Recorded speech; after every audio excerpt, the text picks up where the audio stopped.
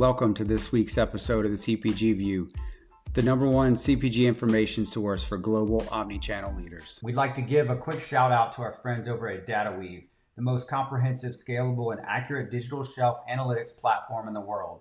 Their AI platform transforms the way consumer brands analyze and optimize their digital shelf, thereby enabling you to enhance how your products are represented, discovered, and sold online. DataWeave's suite of solutions is location aware, providing nationwide coverage across all digital shelf KPIs, including a comprehensive view of competition. These insights can be customized and integrated across various other systems and tools, enabling a seamless flow of information and insights across your organization. So elevate your brand with DataWeave and accelerate your e-commerce growth. Mark, thank you so much for joining this week's episode of the CPG View. I know we've been chatting for I think probably a few months now, and I'm so happy that we were able to do this and make this happen. You obviously work for a great company. Can't wait to dive in. Before we do, would you mind introducing yourself and the company you're with? Yeah, sure. No, good to connect with you, Don, and appreciate the opportunity and love talking about what we're doing here at Costco. So I'm Mark Williamson. I'm AVP of Retail Media for Costco Wholesale. Been with the company for about a year and a half and on a very interesting journey as we figure out what retail media looks like at Costco. Very true. To this point of retail media, actually, even before we get into the questions, we just launched a newsletter last week called the Retail Media View. And I think we got 5,000 subscribers in the first 2 days. And to your point, it has very little to do with us and so much to do with the topic of what people are trying to get their arms wrapped around with regards to retail media. And I think you being here will shed some light on this for the audience out there. So, hey, full disclosure, I'm a big Costco fan. I don't know many people that aren't. But with that being said, Costco is known for a unique business model and super loyal member base. My mother-in-law, hardcore loyal. How has Costco approached retail media, and what role does it play in enhancing the member experience and driving sales? Yeah, so always happy to talk to a fan and a loyal member. And to be completely honest, I think the most surprisingly enjoyable thing about my job is working for such a great brand and hearing the stories. Like people, it doesn't matter who we're meeting with, they love talking about whatever their favorite item is or whatever impulse purchase they made the last time they were in. And like that is actually quite rewarding. I think it helps answer the question, honestly. Retail media at Costco has to be unique because Costco is a unique retailer. And so what we've set out to do is ensure that we build a retail media program that enhances and reinforces the value of membership. It doesn't make sense to do anything here that does not ladder up to our primary purpose, which is to deliver member value. And it's no secret Costco is, late to the game or a late adopter or last mover in what has been a very obvious business opportunity for many retailers. But I think it's very deliberate because until there is a strong correlation between the role of retail media in driving growth across the total business, it's not of interest to us. We don't get distracted by shiny objects. We don't pursue anything that is outside of our core. And so when we look at retail media, we really have focused around the idea of growth. How can we use co-branded, supplier-funded member communication to drive growth? Because we know brands are great at what they do. They make great items. They're very good marketers. They look at things like lifetime value. They know what to do when they have access to data and are able to reach specific consumer groups. And so we said, like, if we meet them halfway, if we unlock the value of member communication on our end, how can we collectively drive growth? And so we really define growth in 3 ways. We want to grow the member base, we want to grow traffic, and we want to grow sales. And the reason why that's our primary purpose is it's something that I'm very interested in. I know it's something that suppliers, brands, and agencies are interested in, but it's also what our merchants and our operators are working on every single day. And so rather than being some side hustle or a media publisher or something that is tangential to the Costco business, we really focused on putting retail media right at the heart of what everybody is doing day in and day out around here. And so like that's that story has resonated quite well for us. We think it resonates well for advertising partners. And ultimately, if we can continue to grow the business, then we win, our buyers win, our operators win, our advertising partners win. And if we're doing it the right way and we're driving growth, that means our members are responding well. We're communicating with them relevantly. We're helping them discover new items, and we're really hitting the mark on curating a curated assortment down to which items we think are really going to reinforce the value of membership and get them excited. Yeah, a couple things there. One, and I'll get this somewhat wrong, but the general gist of, I think I heard you say, grow the member base, increase traffic, and increase sales. And it's actually interesting because when you think about that traffic, and then you said sales, I would say conversion, but they're the same thing. It's like I think you're spot on. Is like say you and I go as a consumer into, or not even into, we're on our device, and we're browsing, and we get served up a contextually relevant placement for a product. And as you and I are going, which I'll actually be going tonight before my wife and I go to dinner, we're going to Costco, and serves up a placement for a product that likely I've been thinking about, or I need. And then we go into the store, and again, it's just this journey of, to your point, I think I remember talking to an executive 5+ years ago, maybe it was 7 years ago, about, hey, do you think we should start this retail media initiative?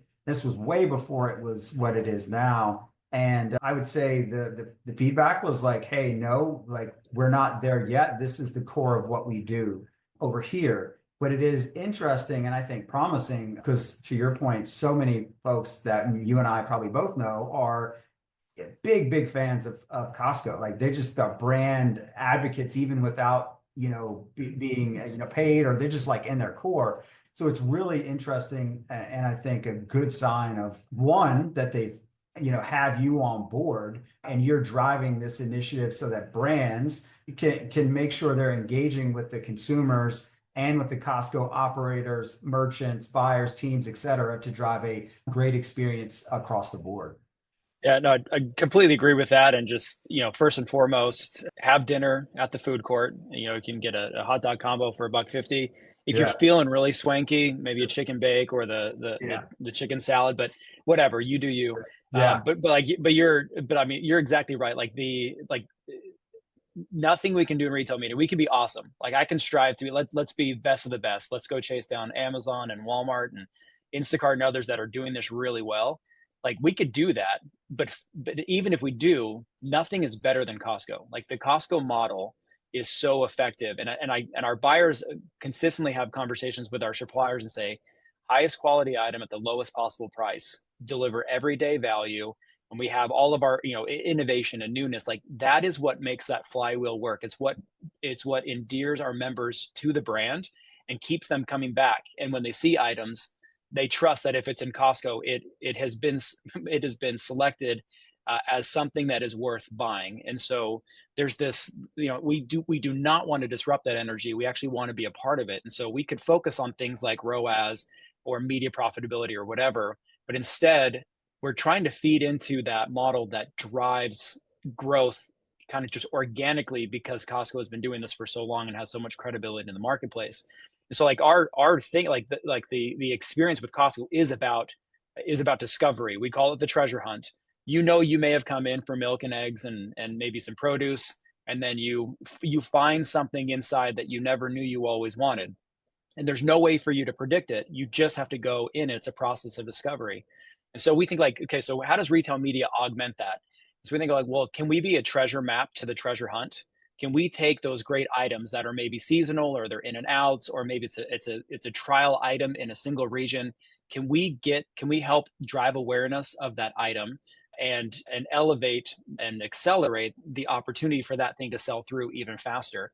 And we see this happening already. Like we don't do any paid media across social. If you run into a Costco content that we didn't make, we didn't pay to have it there, those are just people. Some of them are influencers, and others are just members who find something they're very excited about. We know what happens when an item goes viral. And so we think like, can we create the same kind of energy for, whether it's, it's our core items and it's food and consumables? Can we do it for treasure hunt items? Can we do it for consumer electronics, for health and beauty aids? Like, absolutely. That's the power of retail media. But we're very focused on making sure that we're not pulling members away from how they normally experience Costco. We're trying to maybe bring that conversation up earlier, which I think was the point you were making. Can we Yeah. seed the marketplace? Can we help that process of discovery start before a warehouse visit, or before a warehouse, or before a website visit? Yeah, no, and to your point, and tell me if this is duplicative to the point you just made, but I wanted to ask you, you all operate across physical, warehouses, e-commerce, multiple delivery channels. I guess, how do you think about ensuring retail media efforts align as close to seamlessly as they can across the company's omni-channel strategy? Yeah, like it's a big focus for us right now because of the multiple ways that we do fulfill for our members. And the vast majority of our business is still happening in the physical warehouse. That's very normal. And that, it is what it is. But our e-commerce business is big and growing, and very, very centered on a kind of big and bulky strategy. So it's, like consumer electronics, appliances, furniture, tires, mattresses, these sorts of things. Like, that is a big chunk of it. But then you throw in some surprise and delight. Treasure hunt items like gold is a big driver of traffic and sales, gift cards, these sorts of things. And then you get into, well, we have a 2-day delivery business, which you can get food and some consumables, including some refrigerated and frozen items. And then you get into our same day business, which is fulfilled by Instacart. Like, there are these different and currently fragmented shopping experiences for our members. And so I wish there was a silver bullet that I could fire and say, look, let's connect all these things together. Let's have a universal cart. Let's make this magical. But that's not the reality, which means that we have to be very thoughtful about how retail media shows up in each of them. Easier said than done, to be completely honest, because we have very dedicated teams that focus on each of those channels. And we haven't even mentioned Costco Travel, Costco Fuel, Costco Auto Program. Each of these and then more are all experiences where we could be driving traffic to, and we could be tracking conversions from. And so what we've done is, like very simply, is, for a company that's had a channel orientation and I think is migrating more to an omni-channel approach, we've introduced a new role within our team. We call them growth managers because we're obsessed with growth. But basically, their job is to sit in between suppliers, brands, and agencies and the Costco business to simplify the process of activating across multiple channels. And so we do need some human intervention to do that cross-channel orchestration and understanding, like, okay, if you're a food item, the vast majority of your business is going to happen in the warehouse, and e-commerce conversion is most likely to happen on our same day site, which is we do in partnership with Instacart. So then there's some nuance to that to say, this playbook does not work for your item. This playbook does. And then if you say, okay, well, if we're going to do something with the TV manufacturer, it's going to flip. We're going to go heavy up in maybe an e-com placement because that's where an e-com program, because that's where most of the fulfillment is happening. And then maybe we go a little bit lighter on the warehouse activation. So like we are feeling our way through this, but ultimately it's going to be data and advertising technology that helps us connect the dots. So we're making very big investments in kind of our data foundations, in identity orchestration. So regardless of where a member chooses to shop, we're able to understand where they're shopping, address them with personalized media, and then understand where they're ultimately converting. And so like the only way for us to scale this across a big and complex organization is with data and advertising technology. So we're making very good strides there. We've got some good progress underway, but a lot to do to make sure it all works seamlessly. Yeah, to your point, I think all of us likely when we're dealing with some of these complex issues within, retail media or even digital transformation or e-commerce transformation, none of us have a magic bullet, but it feels like you all are going about it the right way with regards to clarity of your ambition and what you are striving for, clarity of what you're willing to do and what you're not, and then enabling choices with regards to the capabilities and systems to deliver against those choices and that intention. So, maybe if you're in it as much as you are, it feels like, it feels one way, but I can say from the outside, it feels, hearing you say that, it feels like you all are making very intentional choices that for even someone like me, even as an outsider, as a fan of Costco, you could see this huge opportunity that exists with the loyal member base that exists within the brand. It's going to be fun. I would say probably if we look back on this 5 years from now, I think that this is going to be pretty epic what you all are able to pull off, and I'll definitely be a fan on the sidelines. Well, I hope you're right there, but I think like for us, the mantra has been one member, one Costco. And even though they can shop us multiple ways, they like there's so many different, items and member services and fulfillment options. And by design, like there's a fairly fragmented ecosystem, but behind all of that activity and those purchases is a single member who is having an experience with a single company called Yeah. Costco. And so like if we keep that at the forefront of our minds, that one member, one Costco, and then it's just we do have to be very deliberate about making intentional decisions to make sure that our communication strategy, the way that we kind of do journey mapping, and definitely the way that we do retail media treats them that way. That we show them that we know them. And we are, as I said, we're making big investments in data and technology to make sure that we can actually pay that off. Love that. Yeah, we show them that we know them. I love that. Well, I wanted to ask you, if you think about, we've got retail media, shopper marketing, e-commerce marketing, these areas, maybe not from you on the retailer side, but folks like me that spent, 15, 20 years in CPG, those are all areas that are converging. I guess maybe just a thought from you on what strategy or strategies are you starting to use to connect some of these disciplines and maximize impact of programmatic media solutions? Yeah, so I go back and forth on this all the time because like when I started on the retailer side of this equation, 15 years ago, working on supplier collaboration or monetization, or whatever we called it before retail media, co-op. There's trade funding, and then shopper marketing emerges, and then there's always e-com teams that have budgets, and then you have brand marketing and national media marketing, and then programmatic or performance market. What like So the we're speaking the budgets have always, same. So we're speaking the same language. Okay, good. We've yeah, got the I was gonna same say vernacular. Got it. Check. yeah, so so like the budgets are fragmented, and think like, okay, well, which one are we going to attack? Or like it's very common for retailers to say like, I don't want to cannibalize trade, so I want the national media money. Like I think I think there's this. I don't know if it's an imbalance or incongruity in kind of the way that brands plan their money and how how they measure success of those investments, and then what retailers want, because retailers we're very selfish. We want as many of those dollars spent on driving growth for our organizations, and we have ideas and we create these solutions and market them as co-op or shopper marketing or retail media or whatever. Ultimately, like I'm actually a fan of these concepts starting to converge, even though like I don't think supplier like brands are going to say, okay, retailer, take all my money and spend it however you want, that's all fine. Like I don't think that's going to happen. But as data and advertising technology allow retailers and retail media to move up the funnel and start to put together, and offer mid funnel and upper funnel media that is as addressable and measurable as lower funnel media, like it kind of makes sense that we're starting to kind of merge these worlds together. And so like what I always say to my team, and as we're building out our solutions, is like I just want to make sure that Costco shows up as good as possible wherever budgets may be. And we have to do that through data and technology, and we're experiencing this a little bit today, where we've traditionally been very much in the co-op space. We do a lot of our collaboration through buyers and suppliers, and so whether it's marketing accrual funds or trade funding that's being spent on end caps and our promotional couponing events, and e-commerce placements or email placements, digital merchandising, whatever. That's kind of I would say the legacy of what our business has been.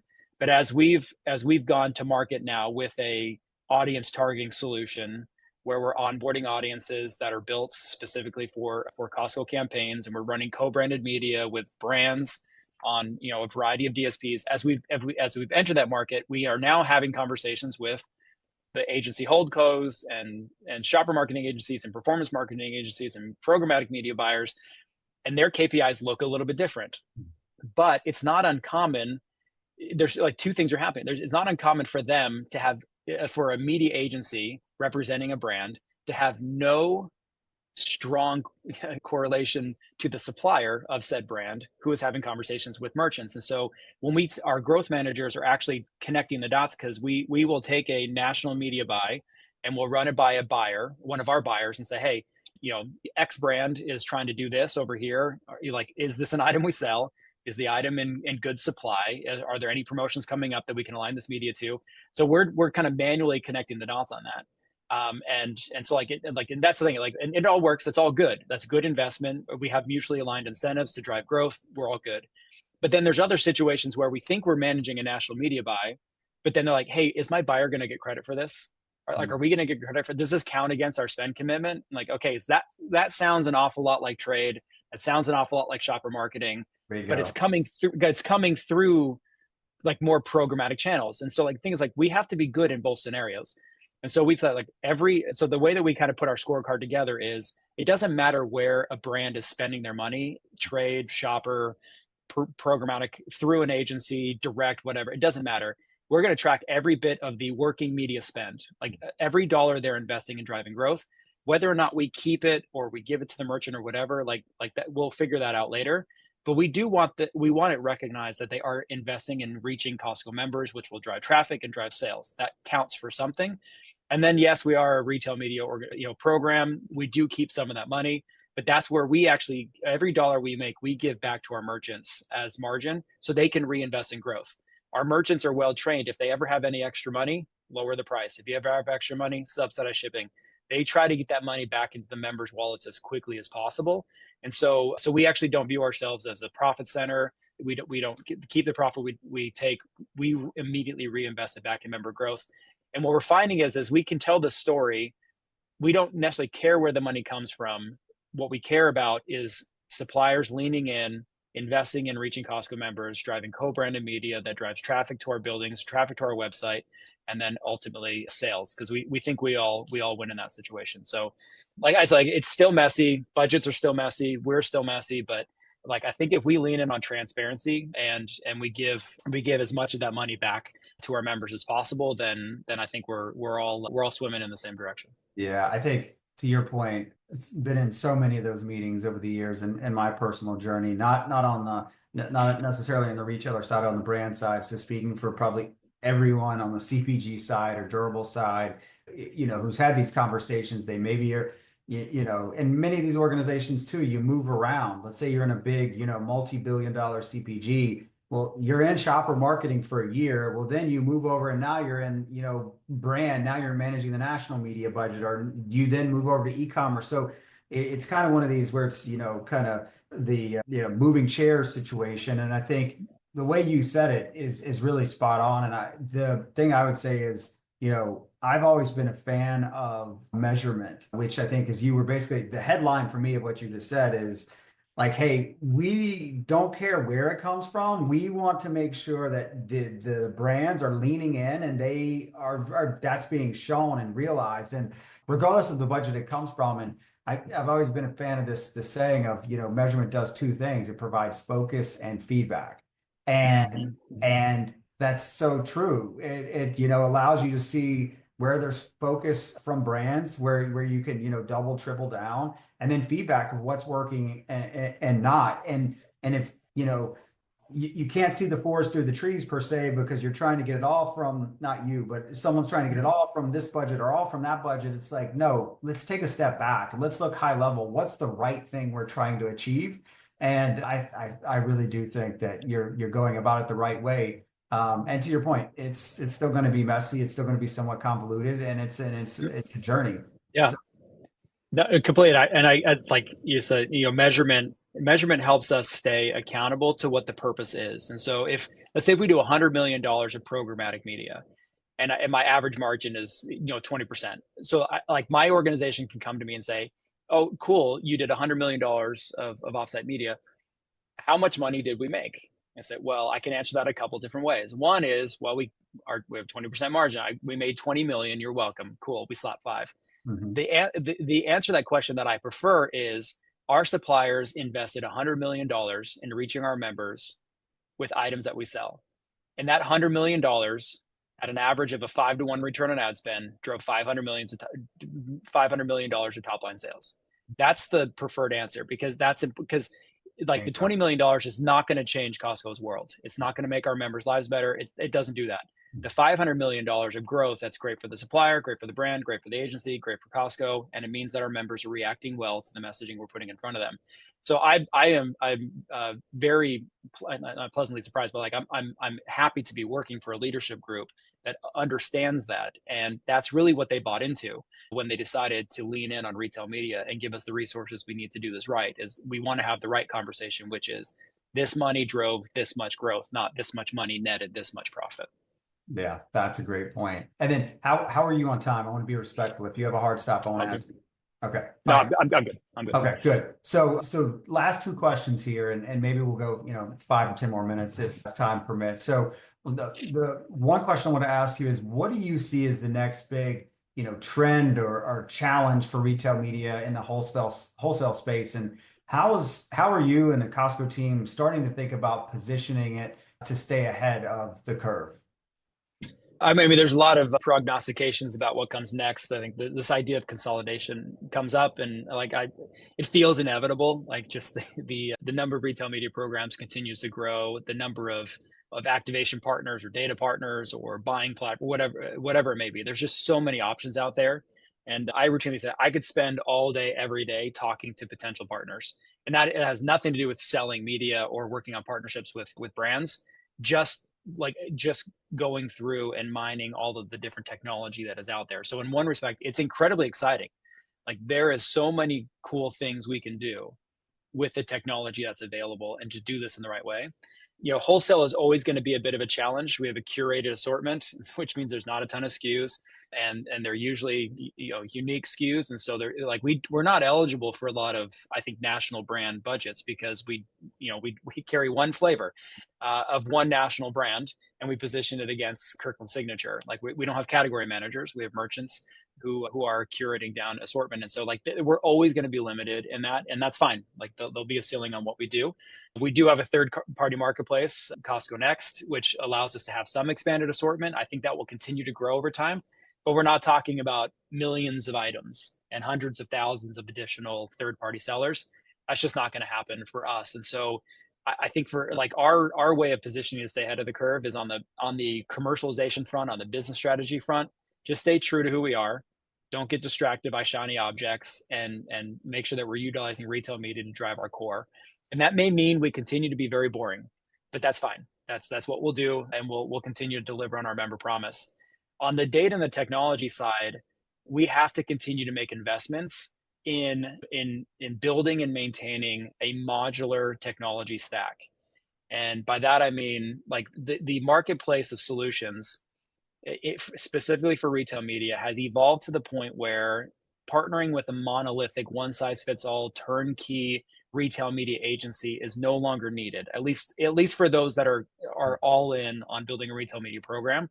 And so when I look at it's like we have to make sure that every piece of technology, every solution, whether it's a retail media platform, an ad server, a decision engine, a measurement platform, all of those tools sit on top of our data lake, where all of our data is, and where we have all of our privacy compliance and governance is all there, which allows us to take full advantage of the value of the data that we have, the power of the data that we have in creating relevant member experiences for the purposes of retail media. And we can do so in a way that keeps us in control of that member experience, while still creating the types of collaboration solutions that suppliers, brands, and agencies need. Maybe that means it connects into whatever their, to a variety of DSPs that they buy media from, or how they're orchestrating their campaigns, how they're measuring. Like we have to be fluid, we have to be agile, we have to be open, but we have to do it in a way that we're not violating our own data management principles, that we're able to stay flexible as privacy regulations continue to evolve. All of these things have to be true. So we know things are going to change. We know solutions are going to come and go, and we know that whatever we build today is going to have to be adapted next year and the year after and the year after. And so that's really how we view ourselves as staying ahead of the curve, is making sure that we own as much of our destiny as possible, and we don't box ourselves into corners with tech partner, or with technology partners or platforms that aren't going to be as nimble as we need to be over time. Yeah, I mean, 100% agree with you. This is not really connected, but somewhat in terms of like the data notion you just mentioned. So, there's a company I joined a few years ago. Their name's Pattern, and they sit on, you just mentioned data and a data lake. And so they sit on 38, almost 40 trillion data points, and their special sauce is that data to your exact point. And it's like, okay, how do you build the tools and the modularity within your tech stack to make sure that whatever you're creating is leveraging the value of the data inside your data lake and not getting conflicted, kind of unintentional kind of misfires and, partnerships that are, maybe can form where you're not leveraging the full power of your own data. So yeah, that old saying of data is the new gold is so true, especially for us, because if you think about in that made up example earlier of, you're able to sell $100 million of retail media or whatever arbitrary number, really doesn't matter. It's like, well, you can actually, and if you say, hey, if the return on ad spend of our media is, 5, so we delivered, $500 million of impact to the organization. Well, that'll continue to grow if you can show attribution to the brand partners. And that ability to do that sits within your own data. And I think that is, to your point in the very beginning of this question, or your reply to this question, is like, the monolithic partners of like that, there's the evolution. I'm sure there's a time and place for that, but where you all Yep. are the other folks kind of similar in your all's journey is much more internal, and that makes total sense. Yep. Mark, I wanted to ask you one question in closing. I'm also getting really excited about the, chicken bake and maybe how my wife and I are going to get tonight at our Costco trip. As you continue to, you've been at Costco, I think you said year and a half or 2 years now, somewhere in there. As you continue to grow the Costco's retail media program, what excites you the most about the opportunities and/or innovations on the horizon? Yeah, so I remain super bullish about the opportunity, not only for Costco, but for retail media in general. I think that there's a reason why it's buzzworthy and seems to be dominating every conversation and every industry event and these sorts of things. Like I'm definitely an optimist in things moving. It's not going to be easy. Things will continue to evolve and will be messy, I think, for a very long time. But in general, I'm very excited about what's on the horizon.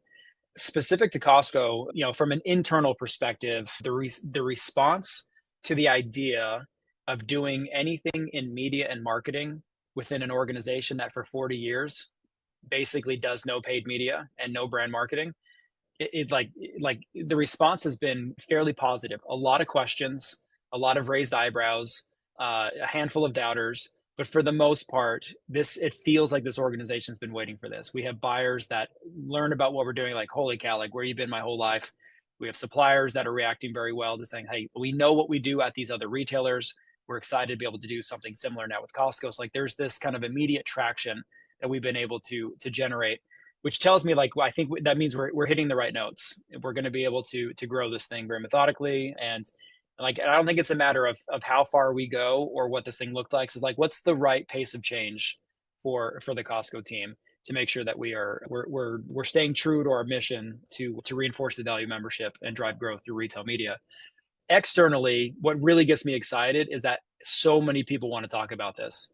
I keep having to remind myself so my head doesn't explode and my ego doesn't get out of control. Everyone's interested in Costco, not in me. But there is so much dialogue happening at low levels, at mid levels, at high levels, with people that are eager to figure out how they're going to use Costco retail media to drive growth for their organizations. And I wish we could accommodate everybody. I wish our our tech build was further along the path than we are right now. But I remain encouraged by just the sheer volume of people that want to talk and want to partner with us and are bringing thought leadership to the table to say, hey, don't do what these other retailers did for X, Y, and Z reasons. Let's avoid the sins of the past. Costco has an opportunity to do this. We want to use our last mover advantage as much as we possibly can. But I've worked for other retailers. I've worked around other retailers. Like, the excitement for what Costco can do in this space is real. And that puts a big burden of responsibility on us to deliver on that vision. But it would be worse if I had big ideas and a lot of excitement and the marketplace didn't care, or they yawned or whatever. That is the exact opposite. Everyone wants to talk about it, and that tells me we're on the right course. If we stay on that course and we continue to be innovative and agile as the marketplace moves and as we learn more, as people figure out how to use this, then we'll be good. So Awesome. I remain optimistic. Awesome. Yeah, I think I read something the other day, the term called stagility, and it feels like that's probably I feel stable but also agile. You've got to your point, an organization that's incredibly successful, tons of people love it, that has done no media for 40 plus years or so, and but you have to stay agile. And how do we do the things, and how do we continue to evolve and innovate and delight our customers and optimize the experience and to your point, I think in the very beginning, and again, if maybe we'll get this somewhat wrong, but it's like to grow the member base or better serve the member base, to increase traffic and also grow sales. So feels like you all are doing a lot of the right things. Mark, this has been awesome. Glad we were able to do this. I know it took us a while before we could make it happen. I guess, is there anything you wanted to say in closing? Just thank you for the opportunity. I really enjoyed the conversation. I could talk about this all day. My main message to anybody, like Costco's open for business. Like we have more and more resources coming to the team. We enjoy just talking about it, and we may not be able to do everything yet, but now is the right time to be talking about how to partner and what that might look like. And we're here for real. We're serious about this, and we love to learn, to talk, and then to try. So reach out with questions or whatever opportunities might be out there. Awesome. Thank you so much, Mark. Thanks, Don. Take care. Thank you for listening to this week's episode of the CPG View, the #1 CPG information source for global omnichannel leaders.